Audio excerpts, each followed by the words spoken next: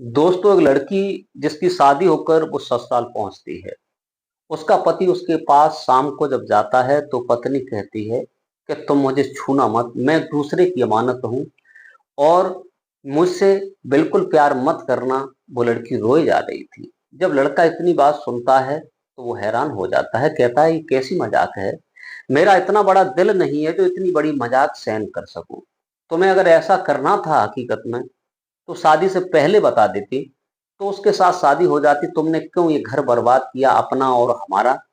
और तुम मेरी पत्नी हो। वो लड़की कहती है नहीं, प्लीज, मैं तुम्हारी पत्नी नहीं हूं, मेरा दिल किसी और पर है, मैं किसी और से प्यार करती हूँ। वो लड़का कहता है कुछ लड़के का नंबर दे दो और मैं उसे बुलाता हूँ यहाँ पर और तुम्हारी शादी करवा दूंगा। दोस्तों, वो लड़की कहती है कि मेरे पीछे उसने इतना कर्जा ले रखा है कि जो लगभग 12-13 महीने नौकरी करेगा तब कहीं जाकर चुका पाएगा। प्लीज आपसे मेरी यही निवेदन है कि तुम मुझे दो रोटी देते रहना, मैं तुम्हारा सारा काम करती रहूंगी। मैं दूसरे की अमानत हूं। लेकिन दोस्तों, जब ये बात उसका पति सुनता है तो उससे कहता है कि आप चिंता मत करो। दोस्तों, वो लड़की 4 महीने तक ससुराल में रहती है, लेकिन दोनों पति पत्नी ऐसे रहते हैं कि जो मान लो ये कुछ जानते ही नहीं है। लेकिन फैसला अलग था, कोई किसी से संबंध नहीं था। लेकिन अंत में दोस्तों, जब वो लड़का आता है नौकरी करके, तब क्या होता है उस लड़की के साथ आपने कल्पना नहीं की होगी। इस कहानी को एक बार जरूर सुनिएगा दोस्तों। इसकी कहानी के सुनने के बाद आपके पैरों तले जमीन खिसक जाएगी। ऐसे ऐसे लोग पड़े हैं जो सब कुछ ठुकरा सकते हैं दोस्तों। चलिए, ज्यादा देर न करते हुए कहानी की तरफ रुख करते हैं।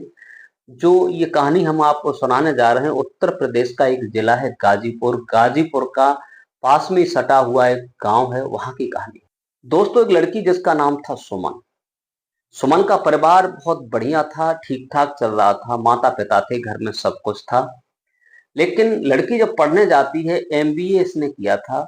एमबीए के पहले ही एंटर करने के बाद एक लड़के से दोस्ती हो जाती है, जिस लड़के का नाम था राहुल। राहुल से दोस्ती हो जाती है। यहाँ तक होता है कि जीने मरने तक की दोनों कस्में खा लेते हैं। उसके बाद सब वक्त बढ़ता जाता है। उसके पिता ने देखा कि मेरी लड़की शादी योग्य है। जब उसे पता चला कि ये पड़ोस के गांव के लड़के से एक से प्यार करती है, राहुल से, तो लड़की को बुलाया और कहा तुम आज से न स्कूल जाओगी और न उस लड़के से मिलोगी। उसका जो मोबाइल था उसका पिता वो भी ले लेता है। दोस्तों, वहां से गोरखपुर जिले में एक गांव था छोटा सा रामपुर, वहां जाकर शादी तय कर दी जाती है। लड़के का नाम होता है गौरव। गौरव के साथ शादी तय कर दी जाती है और जो मुहूर्त होता है, जो रस्में होती हैं, वो सारी रस्में होती हैं। लेकिन लड़की ने मुंह नहीं खोला। उसके पिता ने कहा अगर तुमने कोई सी भी कोशिश की, कैसी भी कोशिश की, तो तुम्हें जिंदगी से जुदा कर दिया जाएगा। लड़की वो बात किसी से नहीं कह पाई। 15 दिन के अंदर यहां तक हुआ कि वो शादी पक्की हो जाती है। शादी होने के बाद विदा भी हो जाती है और जो लड़की थी सुमन अपने पति के साथ ससुराल चली जाती है। ससुराल चली तो जाती है। जो उसका लड़का था, वो लड़का बाहर इतना कर्जा ले रखा था, वो बाहर चला जाता है जिससे प्यार करती थी। ससुराल पहुंचती है। पहुंचने के बाद जब उसका पति उसके पास जाता है तो लड़की रोने लगती है। कहती है प्लीज मुझे छूना मत, मैं किसी दूसरे की अमानत हूं और तुमने अगर ऐसा किया तो मैं अपनी आत्महत्या कर लूंगी। जब लड़का ये बात सुनता है तो कहता है कि अरे तुम कैसी मजाक कर रही हो। तुम कैसी मजाक कर रही हो, इतना बड़ा मेरा दिल नहीं है जो इतनी बड़ी मजाक सहन कर सकूं। आखिर मैं तुम्हें विवाह कर लाया हूं, शादी करके लाया हूं। तुम्हें ये बात सोचनी भी नहीं थी कि आखिर मैं तुम्हारा पति हूं। वो लड़की कहती है कि नहीं, मैं किसी और से प्यार करती हूँ, जो लड़का है जिसका नाम राहुल है। तो वो लड़का कहता है कि ठीक है, अगर तुम्हें ऐसा नहीं करना था तो शादी क्यों की। तुमने मेरा भी घर बर्बाद किया, अपना पिता का भी बर्बाद किया। चलो, मैं तुम्हारे पिता को फोन करके बुला लेता हूँ और तुम्हें सारी बात बताकर भेज देता हूँ। वो लड़की उसके पांव पकड़ लेती है, कहती है कि मेरे पिता को फोन करके मत बताना, मेरा पिता मेरा रास्ते में ही काम तमाम कर देगा, मुझे मार देगा। मैं नहीं चाहती हूँ कि ऐसा हो। बस मेरे साथ एक इतना एहसान करो, जब तक मैं तुम्हारे यहाँ पर रहूं तब तक मैं सारा काम तुम्हारे घर का करूंगी, तुम्हारे साथ रहूंगी, 2 रोटी देते रहना, लेकिन जब वो लड़का आ जाएगा तो मैं उससे शादी कर लूंगी। वो लड़का कहता है कि एक बात बताओ, जब तुमने फोन पर बात की तो तुम मुझे पहले ही पूरी बात बता देती तो इतना लफड़ा क्यों होता। तब वो लड़की कहती कि फोन पर तो मेरी छोटी बहन तुमसे बात करती रही, मुझे इतना मौका नहीं मिला, मेरा फोन था वो छीन लिया गया, 15 दिन के अंदर शादी हो गई, मुझे मौका नहीं मिला था जो मैं तुम्हें सारी बात बता सकती। दोस्तों, लड़का जो था सोच में पड़ जाता है, कहता है कि आखिर अब बताओ क्या होना चाहिए, क्या नहीं होना चाहिए। वो लड़की कहती है कि बस यही है कि तुम मुझे अपने घर पर रख लो जब तक वो लड़का लौट कर नहीं आ जाता। दोस्तों, कहानी बड़ा ही इंटरेस्टिंग है। लड़की रहती है यहाँ तक कि दोनों ही ऐसे रहते हैं कि मतलब पति पत्नी एक ही रूम में लेटते थे, लेकिन दोनों में कोई संबंध नहीं बना।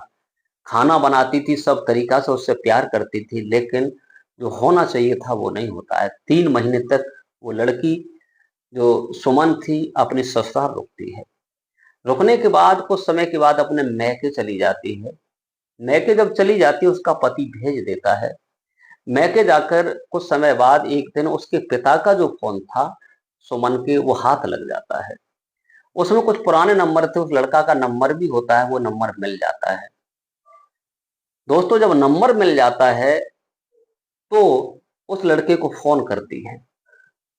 लड़के को जब फोन करती है, फोन करने के बाद उससे कहती है कि मैं आ चुकी हूं, तुम मुझे अपने साथ ले जाओ। जब लड़की ये फोन उस लड़के को करती है राहुल को, तो राहुल कहता है कि मैं तुम्हें नहीं जानता, तुम कौन हो। सुमन कहती है आखिर तुम मेरे पहले प्यार हो, मैं तुम्हें दिल कुर्बान कर चुकी हूँ, मैं सुमन हूँ, मुझे तुम बुला ले जाओ। तो लड़का कहता है कि आखिरकार मैं उनमें का आदमी नहीं हूं जो किसी की जूठन को चाटूं।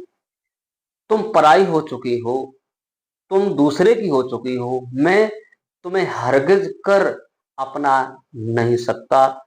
वो लड़की रोने लगती है। जब वो लड़का कहता है कि तुम पराई जूठन हो, तो लड़की कहती है कि मैं इसलिए फोन किया है कि कल कोई ये न कहे कि लड़की बेवफा निकली, इसलिए मैंने सब कुछ लौटा दिया था। और मैं भी तुमसे कह रही हूं, मैं उसी दिन पराई हो चुकी थी जिस दिन मेरी मांग में सिंदूर भरा गया था और मुझे मंगलसूत्र पहराया गया था। मैं भी दूसरे की अमानत हूं। लड़की इतनी कह करके वो फोन काट देती है। दोस्तों, जब फोन काट देती है तुरंत ही वही फोन लेकर अपने पति गौरव को, सौरभ को लगा देती है। गौरव को जब लगाती है और कहती है कि बहुत दिन हो गए, तुम मुझे बुलाने नहीं आओगे। गौरव कहता है कि आखिर किस रिश्ते से ले बुलाने आऊं, पत्नी के भाव से या किसी और रिश्ते से कैसे लेने आऊं। तो वो लड़की कहती है कि मुझे पत्नी के भाव से लेने आओ। लड़का कहता है कि आखिर ये बदलाव कैसे हुआ। तो वो लड़की कहती है कि ज्यादा वक्त नहीं है, जो हुआ वो सब कुछ ठीक है, मुझे तुम लेने आओ, मैं सारी बात सारी हकीकत तुम्हारे सामने उजागर कर दूंगी। दोस्तों, लड़का जो था फौरन ही गाड़ी निकालता है और उसे बुलाने के लिए अपनी ससुराल चला जाता है। वो लड़का ससुराल जाता है, गेट पर गाड़ी खड़ी करता है, ससुर होते हैं और सब लोग उसे देखते हैं। वो लड़का बहुत तेजी से भागता है, भाग करके रूम के अंदर जहाँ पत्नी थी, भागकर उसके गले से लग जाता है। लड़की उधर से भी भागकर गले से लग जाती है। उसका पिता पीछे पीछे जाता है तो देखता है कि दोनों एक दूसरे को गले से लगे हुए हैं। तो पिता पीछे ही आंखों में आंसू लेकर वापस आ जाता है। दोनों ही रोने लगते हैं और वो लड़का कहता है अपने ससुराल वालों से कि आज मेरी पत्नी को विदा कर दो, मैं अपनी पत्नी को आज बुलाने आया हूँ। दोस्तों, जब ये बात उसके सास ससुर और जो रिश्तेदार जो भी होते हैं सब सुनते हैं, उस लड़की को दुल्हन सजाया जाता है और वो सारी बात बताता है कि आज तक ये मेरी पत्नी नहीं थी। वो लड़की कहती है आज तक ये मेरे भी पति नहीं थे, मैं एक लड़के से प्यार करती थी, उसने मुझे ठुकरा दिया, आज मैं मेरी विदा कर दो इनके साथ, मैं इनके साथ जाना चाहती हूँ। दोस्तों, हंसी खुशी से जब विदा की जाती है तो जो लड़की और लड़का जो 4 महीने से अलग अलग थे, आज दोनों ही पति पत्नी बनकर पहली बार वो लड़का कहता है कि आज मेरी शादी हुई है, अब तक शादी नहीं हुई थी, उसे लेकर अपने घर चला जाता है। दोस्तों, घर जाने के बाद जो लड़की उस घर में डरी सहमी सी रहती थी, मानो ऐसे रहती है कि सब कुछ इसी का है। उसने वो सबका दिल 2 महीने 3 महीने के अंदर जीत लिया था और सच्चाई की जीत हुई। जो लड़का था वो अपने सत्य पर टिका हुआ था और वो लड़की भी जो कह रही थी वो हकीकत थी। दोस्तों, इस कहानी को सुनाकर किसी को परेशान करना नहीं है, केवल आप लोगों को जागरूक करना है। क्योंकि रिश्ता जो होता है, एक प्यार, एक परवाहन जो होता है, एक दूसरे को पागल बनाने के लिए नहीं होता, रिश्ता जोड़ने के लिए होता है, तोड़ने के लिए नहीं होता। दोस्तों, कमेंट में बताइए क्या दोनों लोगों ने सही किया जो अपना घर बसाया, उस लड़की को सबक मिला ताकि उसने घर नहीं तोड़ा, सत्य की विजय होती है। दोस्तों, आज की ये कहानी थी, मैंने आपको सुनाई। इस कहानी का सुनाने का उद्देश्य यही है कि लोग सचेत बने रहें, जागरूक बने रहें, किसी के बहकावे में ना आए। क्योंकि आजकल लोग बहकाकर, फुसलाकर लड़कियों से शादी कर लेते हैं, लव मैरिज कर लेते हैं, लेकिन वो लव मैरिज ज्यादा नहीं टिकता है, अंत में उसमें फजीयता ही होता है। दोस्तों, आप लोगों को कैसा वीडियो लगा कमेंट में जरूर बताइए। नमस्कार, जय हिंद, जय भारत। मिलते हैं किसी दूसरे वीडियो के साथ।